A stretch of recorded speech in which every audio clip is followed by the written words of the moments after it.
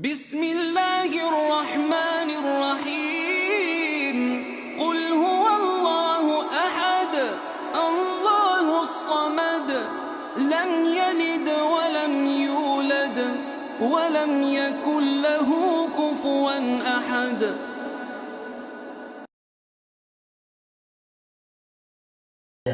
Mari sama-sama kita dengarkan kepada Syekh oleh Tafadhol Masykur.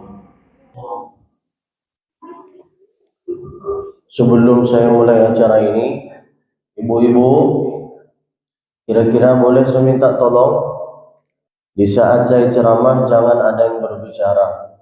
Bisa ya? Kecuali kalau ibu mau lanjut bicaranya, saya berhenti bicara. Tak mungkin bisa dua orang bercakap, jemaah mendengar. Tolong.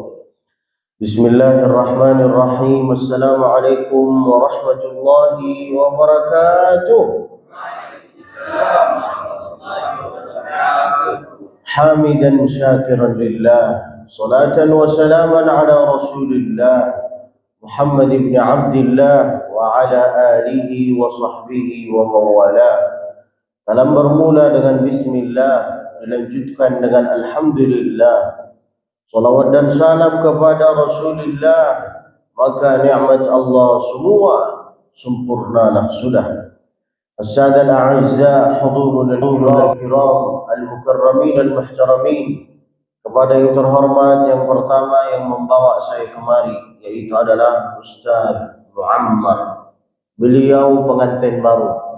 Kita doakan beliau, barakallahu lakuma wa baraka alaikuma wa jama'a bainakuma fi khair. Mudah-mudahan Allah kasih keturunan yang baik-baik insyaallah dan yang soleh-solehah insyaallah lahu walil muslimin jami'an. Amin ya rabbal alamin. Lalu kemudian kepada yang terhormat, yaitu adalah ketua DKM masjid ini.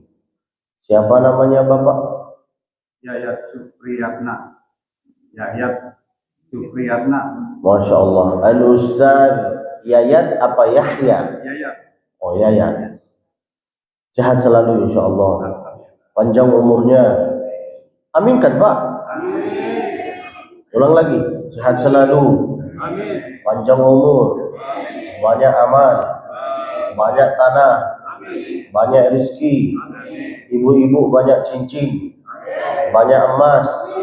Banyak gelang, bapak-bapak banyak bini. Amin. Amin saja. Kalau Allah kasih alhamdulillah. Kalau Allah belum kasih tetap minta dari Allah. Sangat ibu-ibu kalau mau duduk di depan, di tengah sangat boleh, tak apa-apa. Enggak ada masalah. Di tengah. Jangan di jalan. Di tengah ibu. Di belakang jamaah laki-laki. Apakah boleh perempuan itu ikut pengajian atau ikut sholat sama kita? Sangat boleh. Dari mana saya tahu? Di Masjid Nabawi itu ada dua pintu untuk masuk ke Masjid Nabawi dulu. Ada namanya Babu Jibril, ada namanya di belakang Babun Nisa. Ini menunjukkan dari sejak zaman Nabi bahwa perempuan boleh ikut sholat, boleh ikut pun pengajian, tak ada masalah. Maka ikutlah, tapi minta tolong kalau bisa jangan berbicara. Kita mulai. Lalu kemudian kepada yang terhormat jemaah yang ada di sini, yang besar tak himbau gelar, yang kecil tak disebut nama. Mudah-mudahan insya-Allah semua bisa menjadi orang mulia di sisi Allah Subhanahu wa ta'ala. Amin ya rabbal alamin. Bapak Ibu yang dirahmati oleh Allah Subhanahu wa ta'ala, pengajian saya itu tak lama, hanya beberapa menit saja. Secara cepat saya sampaikan, sesingkat-singkatnya, insyaallah sangat mudah difahami. Saya akan buka acara ini dengan lantunan bacaan ayat Al-Quran. Bismillahirrahmanirrahim. Ini suara orang yang banyak hutang. Allah. Angkatlah suaranya, naikkanlah suaranya. Allah. Bisa. Ulang lagi. Bismillahirrahmanirrahim.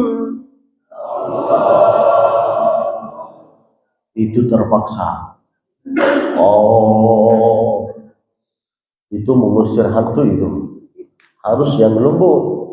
Kan orang Indonesia lembut kan? Allah. Macam kayak gini.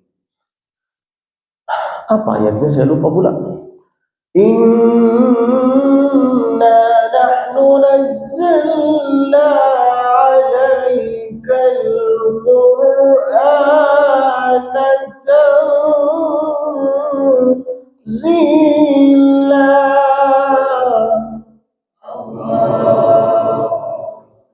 Apa kata Allah Subhanahu wa taala? Inna, mengapa bukan ana? Kalau ana saya, kalau inna kami.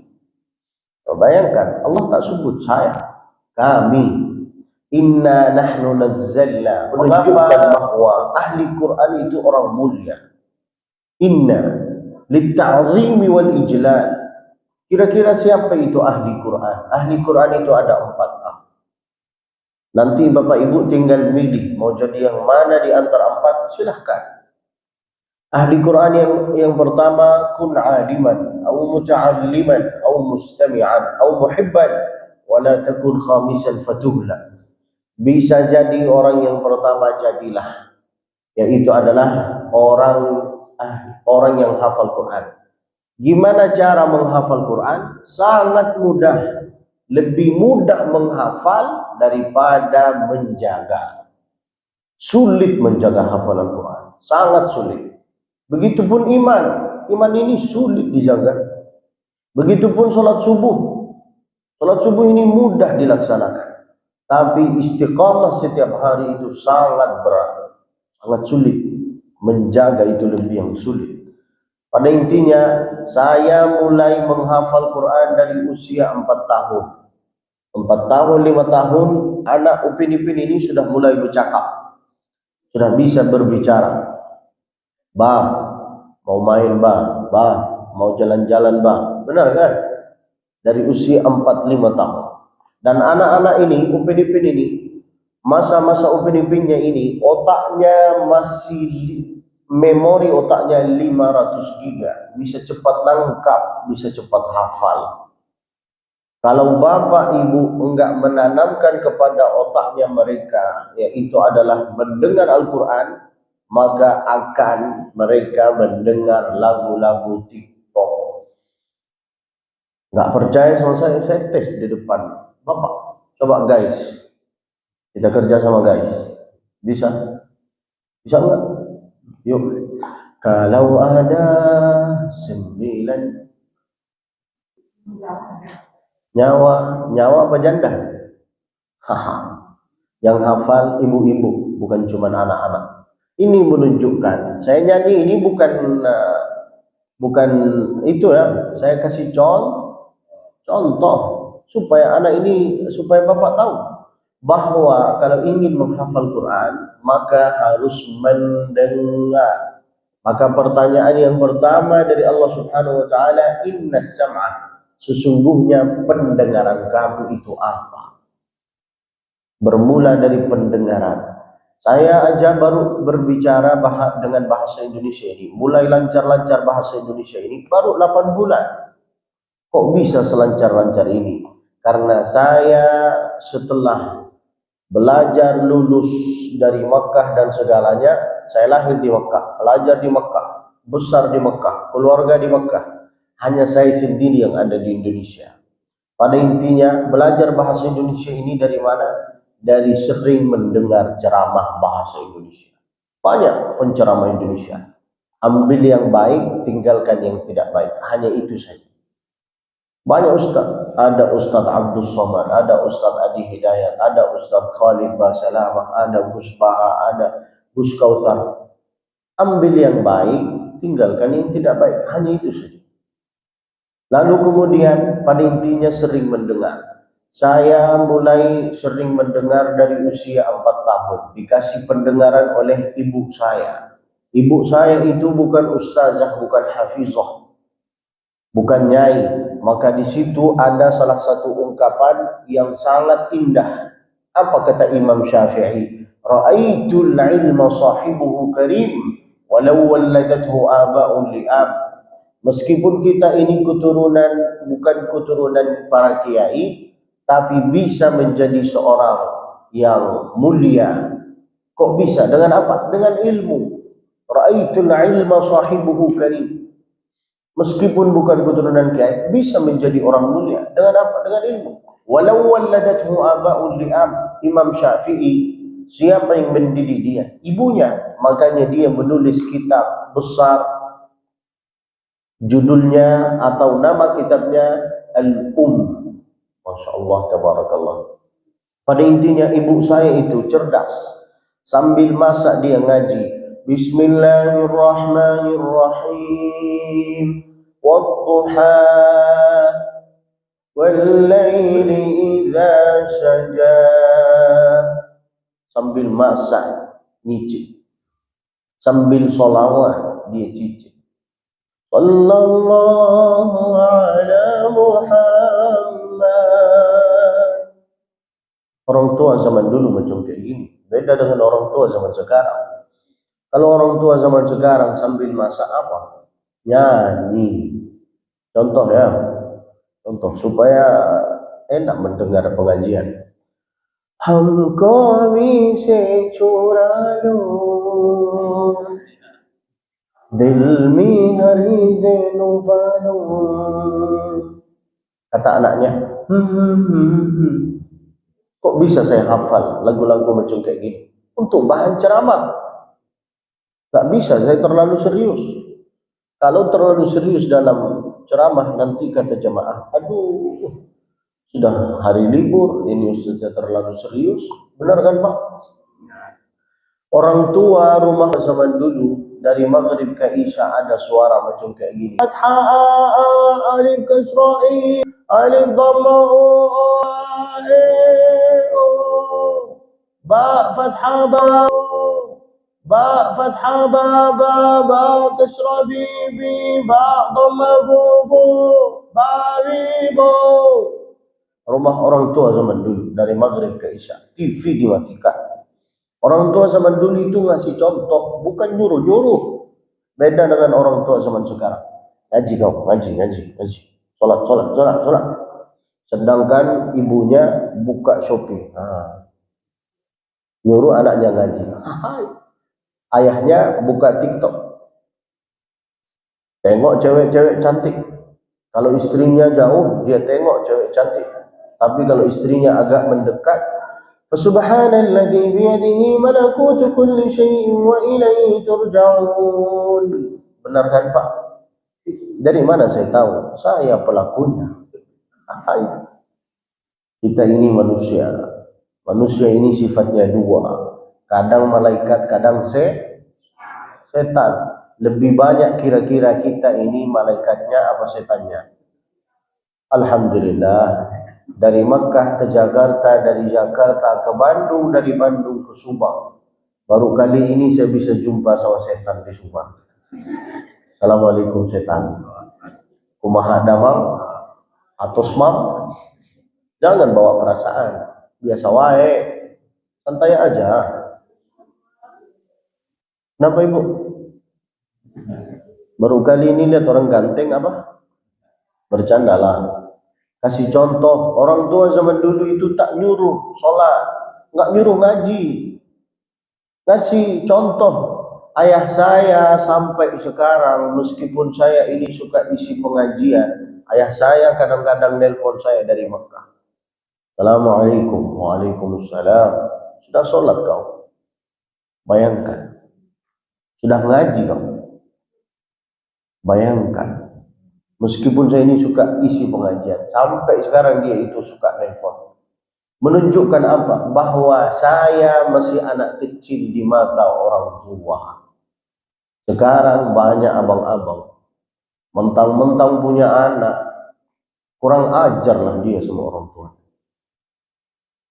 Tak mau menerima nasihat orang tuanya. Iki sopo ini? harus menerima nasihat orang tua meskipun sudah berewok macam kayak gini. Kalau ingin sukses dalam kehidupan ini, hormatilah tiga-tiga ini. Yang pertama, al-aba'u thalathah, yang harus dianggap oleh kita sebagai orang tua, yaitu adalah tiga. Man rabbaka, orang tuamu. Man zawwajaka, mertuamu. Jangan ejek-ejek mertua. Yang ketiga, man 'allamaka, gurumu. Guru di Indonesia dibuli, dicaci maki, dihabiskan. Sedangkan guru di Mekah, gaji guru di Mekah, gaji sekolah ibtidaiyah itu gajinya 7.000 rial, 28 juta. Sanawiyah 10.000 rial, 40 juta. Dosen 15.000 rial, 75 juta. 5 juta. Menteri, bagi kita itu menteri orang-orang biasa wae. Biasa aja. Lebih memuliakan guru di sana. Imam-imam Masjidil Haram, Imam Masjid Nabawi tak dapat dia gaji, tapi dia dapat hadiah. Bahasa Arabnya hadiah atau mukafaah. Bahasa Indonesianya bisyarah atau amplop. Berapa dia dapat? Dia dapat 500.000 rial, berarti sekitar 2 M. Masya Allah, bukan hasud. Kalau mendengar sesuatu yang baik, katakanlah Masya Allah. Imam Masjidil Haram itu selain dapat hadiah uang, dapat rumah free, dapat rumah, dapat mobil, istrinya 3. Makanya saya doakan beliau, mudah-mudahan Bapak Yayat istrinya 3. Amin. Ada istrinya di sini. Pura-pura enggak dengar aja. Kalau Allah kasih, alhamdulillah. Kira-kira Bapak mau? Hari Ahad Pak, harus ketawa Pak. Lepaskan ketawa itu. Jangan tahan-tahan. Bapak hanya bisa ketawa di sini. Balik ke rumah enggak akan bisa. Ketawa saja. Pada intinya orang tua zaman dulu tak nyuruh sholat. Orang tua saya enggak pernah nyuruh sholat. Selalu dia kasih contoh. Gimana didikan orang tua zaman dulu? Kalau azan berkumandang macam kayak gini, hayya 'alas shalah.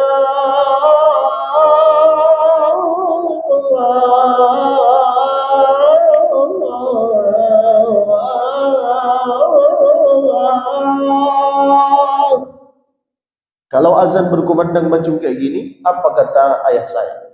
Yuk nak, kita ngambil wuduk yuk. Kita ngambil wuduk, kita sholat yuk. Orang tua zaman sekarang macam mana? Apakah ada macam kayak gini? Tak ada. Tak ada ngasih contoh. Sholat. Kasih contoh. Ayo sholat.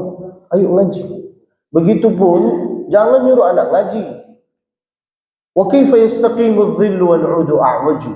Macam mana anak ini mau jadi anak yang soleh-soleh, sedangkan orang tuanya tak kasih contoh. Orang tuanya hanya sibuk dengan, kalau bukan ngopi, rokok. Suruh ngaji bersama tak mau.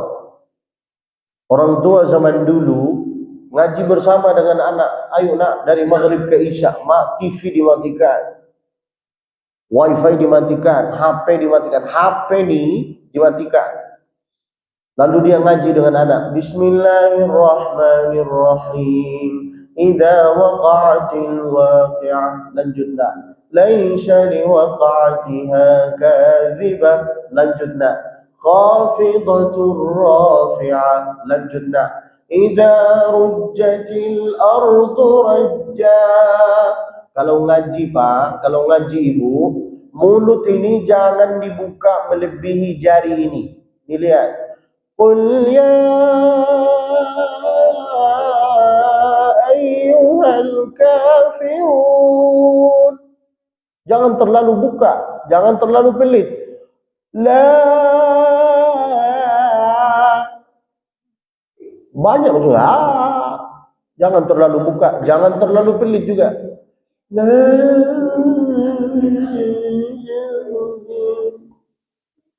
Nah, harus jangan melebihi jari ini. Maka lihatlah imam-imam Masjidil Haram, dia itu santai sholatnya. Mengapa? Karena enggak terlalu buka mulutnya ini. Ditambah lagi mikrofonnya bagus. Mikrofonnya harus tegak, macam kayak gini. Alhamdulillahi fatiris samawati wal ard. Bukan, maaf ya, jangan tersinggung ya. Bukan macam ini. Allahu Akbar. Alhamdulillahirabbil alamin. Ar-Rahmanir Rahim. Makanya di saat saya sholat tadi, saya enggak letakkan di situ, pegang. Saya enggak mau capek. Kalau kayak gini capek lah saya. Huruf itu enggak keluar, nafas enggak keluar. Haruslah kayak gini. Alhamdulillahilladzi anzala ala 'abdihi al-kitaba wa lam yaj'al lahu 'iwaja. Tak capek lah kita. Makanya di Masjidil Haram, imam-imam itu bisa tegak 2 jam. Dia baca 1 juz. Mengapa? Mikrofonnya indah. Seperti masjid ini. Masjid ini seperti masjid-masjid sekitar Makkah. Luar biasa. Mikrofonnya, AC-nya. Tapi jamaahnya sama karpetnya enggak. Harus bercanda. Jangan bawa perasaan. Begitu Bapak Ibu, kasih contoh itu mahal loh. Mahal. Orang tua zaman hanya sibuk banget cari kerja, sibuk cari nafkah. Engkau sangka pendidikan itu cuma ngasih uang jajan? No, kasih perhatian. Tolonglah jangan diejek-ejek guru-guru di Indonesia ini. Tak bisa kasih gaji yang benar, diam. Malah di sini, Ustadz ikhlas aja. Andai ada orang berkata, Ustadz ikhlas untuk kepalanya, cari masalah dengan saya. Pekerjaan paling bagus, asyraful nubuwati, pada intinya ada salah satu kata, pekerjaan paling bagus ba'dan nubuwah, yaitu adalah menyampaikan ilmu. Artinya apa? Menjadi guru. Kasih gaji yang benar, kasih penghormatan, kasih apalah. Pada intinya, saya bisa mulai menghafal Quran dari usia 4 tahun. Selesai hafal Quran di usia 11 tahun. Usia kecil. Otak ini kosong. Beda dengan otaknya bapak-bapak. Memori bapak ibu berapa? 16 giga. Itu pun error. Makanya susah menghafal Quran kalau sudah tua. Benar kan? Kenapa? Karena banyak pikiran. Ibu banyak pikiran perhiasan. Bapak banyak pikiran janda-janda. Ahli Quran yang pertama orang yang hafal Quran. Tak bisa hafal, jangan putus asa. Baca. Walaupun bacaannya enggak lancar, berbata-bata. Bismillahirrahmanirrahim. Alam nashrah laka sadrak. 1 huruf 10 kebaikan, 3 huruf 30, 3 kali 3 90. Hanya alam nashrah laka sadrak wa wada'na. 1 huruf engkau ulang berapa kali, itu berapa itu, luar biasa. Tapi jangan sepanjang hidup enggak lancar bacaannya. Nabi memuliakan, Allah memuliakan orang yang ngaji Quran. Meskipun tak lancar, Allah kasih 2 pahala. Falahu ajrani. Beda dengan saya sudah lancar. Saya hanya dapat 1 saja. Yang tak lancar dapat 2. Allah itu adil. Mengapa? Supaya engkau ini masih mau ngaji dan semangat ngaji. Quran ini mulia, saking mulianya umat Nabi Muhammad ini, kami ini, kita ini, umat yang paling mulia loh. Beda dengan umat-umat yang lain. Mengapa? Karena Quran. Malam paling mulia, malam Lailatul Qadar. Karena Quran. Bulan paling mulia, bulan Ramadan. karena Quran, Jibril karena Quran, Nabi Muhammad padahal banyak para anbiya, tapi kenapa Nabi Muhammad Sayyidina Jibril yang paling terpilih di antara mereka? Karena Quran. Maka abang-abang, ibu-ibu, orang tua yang terhormat, keluarga yang terhormat, kalau ingin menjadi ahli keluarga yang terhormat di sisi Allah, maka dengan Al-Quran. Tak bisa hafal, baca. Tak bisa baca, mendengar. Ayah saya enggak hafal Quran 30, beliau hafal sekitar 20-an. Tapi ayah saya enggak pernah mengatakan kepada anaknya, "Hei setan, sini setan." Kalau anaknya setan, bapaknya apa? Iblis. Ayah saya kalau jalan dengan saya di mobil sambil nyetir beliau itu mengatakan apa? Nah, tolong dengarkan bacaan saya ya. Dengarkan, saya mau setor hafalan. Dia mancing-mancing supaya saya ikut ngaji dengan dia. Dia baca Bismillahirrahmanirrahim. Iqtarabatis sa'atu wa syaqqal qamar. Lalu dia pura-pura lupa. Dia bilang, apa setelah itu? Automatically anak pasti lanjutin. Wa in yarau ayatan yu'ridu wa yaqulu sihrun mustamir. Mana ada orang tua zaman sekarang macam kayak gini. Saya bukan ejek-ejek, Pak. Enggak, maksud saya tolonglah duduk dengan anak, ngaji dengan anak, sholat dengan anak. Tak bisa hafal, baca. Tak bisa baca, mendengar. Tak bisa mendengar, yang terakhir bantu.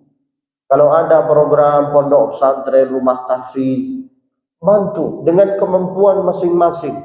Darul Quran ini yang membawa saya kemari, mereka itu punya program menghafal Quran, belajar komputer, belajar bahasa Inggris free. Di Bandung ada, di Palestina ada. Yang di Palestina itu yang ngajar teman saya. Beliau namanya Syekh Isa, asal usul Gaza, Palestina. Beliau ngajar di situ. Banyak di situ di program ini anak-anak upin-ipin yang belajar free, Pak. Tak perlu bayar, free. Lalu uang dapat dari mana? Dari jamaah. Maka siapa yang membantu program ini, insya Allah menjadi ahli Quran. Amin ya Rabbal. Saya berharap semua yang ada di sini bisa jadi ahli Quran. Amin ya Rabbal alamin. Tak bisa hafal, Ibu? Tak bisa hafal, baca. Tak bisa baca, dengar. Tak bisa dengar, bantu. Tak bisa empat-empat ini, pilih yang kelima. Apa? Matilah. Wala takun khamisan fatablah. Itulah yang saya harus sampaikan. Mudah-mudahan insyaAllah ilmu yang bermanfaat. Amin ya Rabbal alamin. Ibu-ibu, bapak-bapak, saya berharap semua bisa ikut dalam program ini. Nanti Ustaz Muammar akan mengajak kita, catat namanya dengan nomornya. Bisa hari ini, alhamdulillah. Tak bisa hari ini, besok. Tak bisa besok, bulan depan. Kapanpun boleh. Silahkan Ustaz.